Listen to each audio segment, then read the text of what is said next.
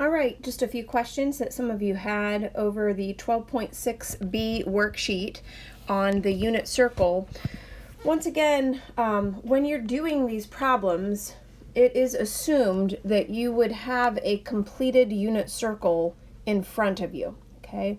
So the key is you need to know that when you are looking at a circle and you're looking at all of those points along the circle, that the x coordinate is the cosine value, the y coordinate is the sine value, and then of course, as we learned in the 12.6b lesson, that the tangent value comes from dividing the sine value by the cosine value. And you have to be really careful with that. It's the y value divided by the x value.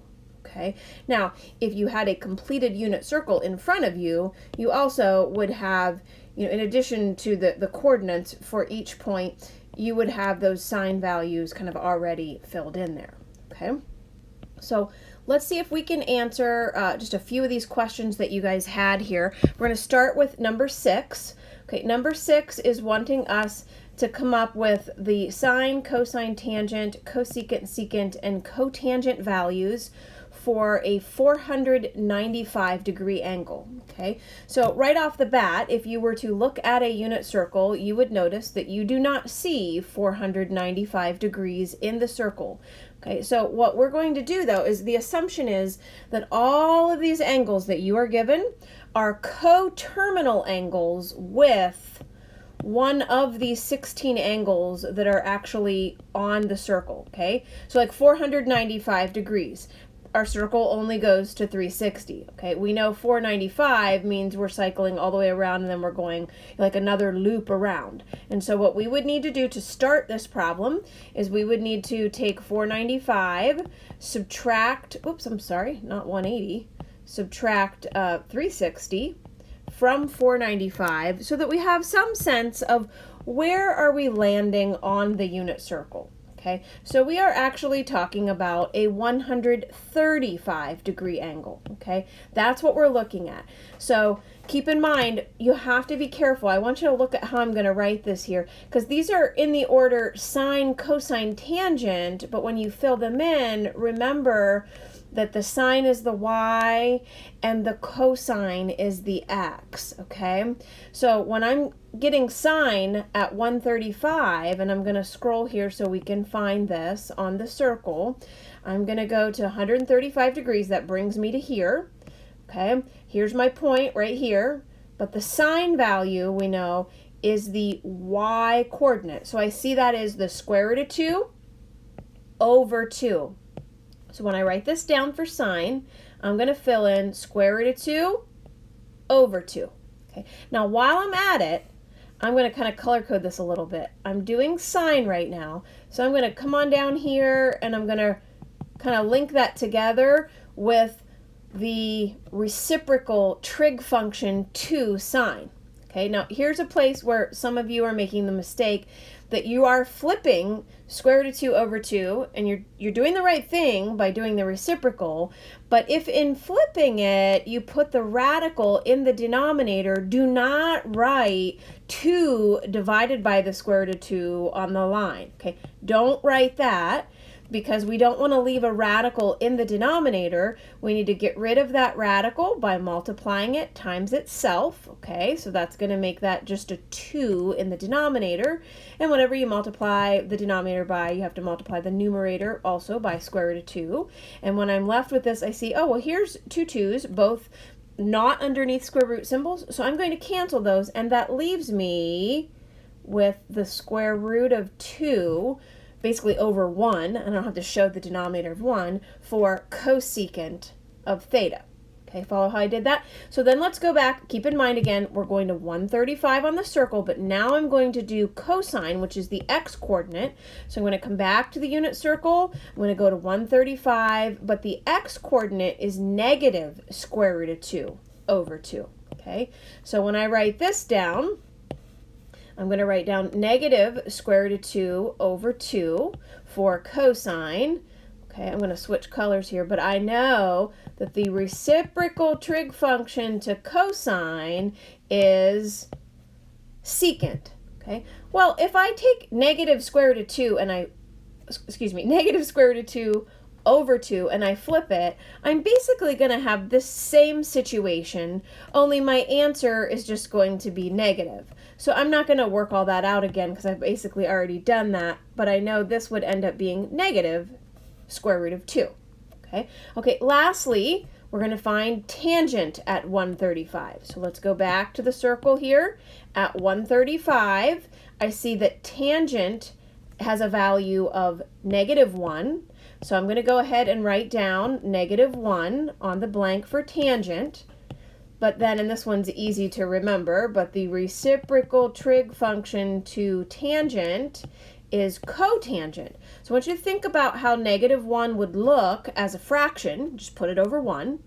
And then if you were to do the reciprocal of negative 1, we would put the positive 1 in the numerator and negative 1 in the denominator, which is really still the number negative 1. Okay, so negative 1 is one of those weird numbers that its reciprocal is still the same thing as the original. Okay, that's kind of the thought process, and I encourage you, as you grab one of the original 3 trig functions, to go ahead and go down and work out the reciprocal like as you're doing it, kind of like that. Okay, so we're going to do this next one a little bit faster.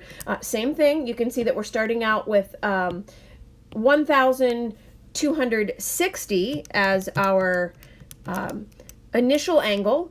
You're going to need to shave off 360 degrees. You're probably going to need to do that about 3 times. Okay, once you subtract, you just keep on subtracting it until you stumble on an angle that you can say, okay, this angle here is an angle I can find in the unit circle. So we're at 180 degrees. Okay, once again, the sine is the y coordinate and cosine is the x coordinate. So I'm going to go on up to the unit circle and I'm going to look at 180 and I'm going to grab the sine value at 180, which is the y coordinate. Okay, so I'm going to jot down 0 degrees for sine. But then I'm going to go ahead and work through, well, what would be the reciprocal to sine?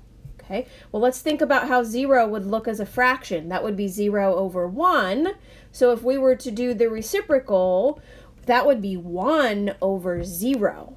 Okay, I don't want you to write 1 over 0 on the blank, though. If you've got a 0 in the denominator, then I want you to put UND for undefined. Okay, now let's take a look at cosine.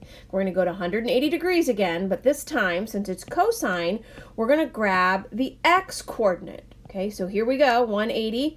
The x coordinate is negative 1, so I'm going to go ahead and jot that down as my cosine value. And just like we had done on this problem over here, remember when we did the reciprocal of negative 1, we said you really also just get negative 1, so I'm not going to rework that out again here. And I'm going to put negative 1 for secant. Okay, once again, cosine's reciprocal trig function is secant. Okay, now we're down to tangent at 180 degrees.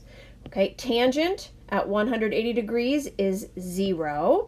So I'm going to fill in that tangent at 180 is 0.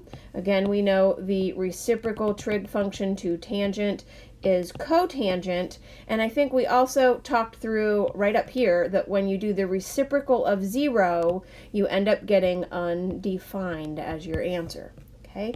The last problem that you guys were requesting to see was number 12.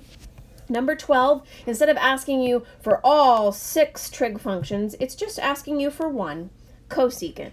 Okay, and you'll notice on number 12, they give you the angle not in degrees, but in radians. So here's what we're going to need to do at the beginning of this problem. We need to know, where are we looking at the circle? Well, I need to change this out of radians and into degrees. I'm going to do that by multiplying by 180 over pi. Okay, pi symbols cancel, and I discover, okay, this is really asking me for what is cosecant at 90 degrees. Okay, this is what I'm after. What's cosecant at 90 degrees? Okay, now I don't have all 6 written down, so I have to think through this and say, well, what is cosecant the reciprocal of? Well, cosecant is the reciprocal of sine. Okay, and remember, Sine is the y coordinate. Okay, so you got to kind of like piece this together here and say, all right, so here's what I want to do. I want to go to the circle at 90 degrees and I want to look at the y coordinate. But I don't actually want to write down the y coordinate. I need to then do the reciprocal. So let's go to 90 degrees and see what the y coordinate is. Here we are at 90. We can see the y coordinate is 1. Okay, this one just is a coincidence here. Okay, the y coordinate is 1. So if I grab the y coordinate at 90 degrees, that's telling me what sine is at 90 degrees. Now, if I think of how 1 looks as a fraction, I just put 1 over 1. If you do the reciprocal of 1, guess what you get? 1. Okay? So this is one of those weird cases where the trig function and its reciprocal are the same thing. Okay? Hopefully that helps a little bit for you to kind of see those connections between those trig functions. As always, if you have further questions, just reach out to me.